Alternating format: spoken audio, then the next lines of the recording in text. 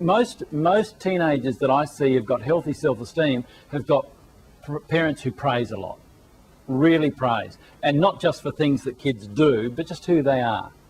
You know, I really appreciate the way that you showed concern by helping your sister then. I really like the way you brought the plates to the sink. I really appreciate the fact you're on time, because most of us, most of the time, are fairly critical. And we're critical as a community. We're all about the tall poppy syndrome, and we go chop, chop, chop. The adolescents who I find who are leaders and are very successful have had lots of praise from mum and or dad. Those who come in with big self-sabotage problems or inferiority complex have had a highly critical parent. Now, in this instance, she was having some difficulties, and this was just a crutch that got her over whatever. But the point was, and the point I'm making, is that someone else outside the family thought she was okay. That's the point. So, and it might be a teacher. Sometimes a teacher can take a special interest in a student, and the student goes, you know, I really want to do well in this subject, and they really excel. Sometimes you have a boss who really mentors you. So it is often someone outside the family. It may not be love, but it might be some real encouragement and support. It could be a teacher, it could be a coach, it could be a whoever. But ideally, yes, it needs to come from us internally.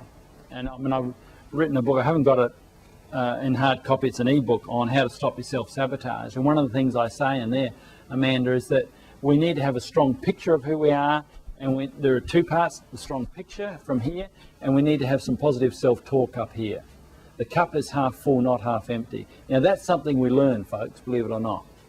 Your self-talk, you learn from your own parents. It's not something that comes naturally. So often I'm teaching people to reprogram to see the cup as half full rather than half empty, and I'm programming them to have an internal picture that's really, really solid and sound, because that's where we live in our pictures. I can say to you right now, where do you live? I've asked a simple question, where do you live? It's a very conscious question.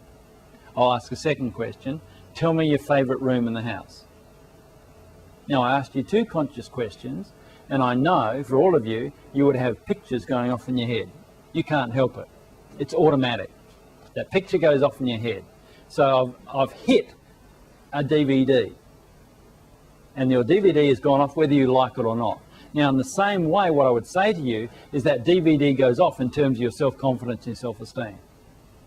I've picked house and favourite room as an example of how powerful those DVDs are. So that's where real self-confidence comes, having a really strong DVD that when it gets hit, it goes off positively. That's a very short answer, but I hope you can get the message. But it doesn't hurt to have people outside the family encouraging, supporting and so on. Only because mum and dad are paid to love you anyway.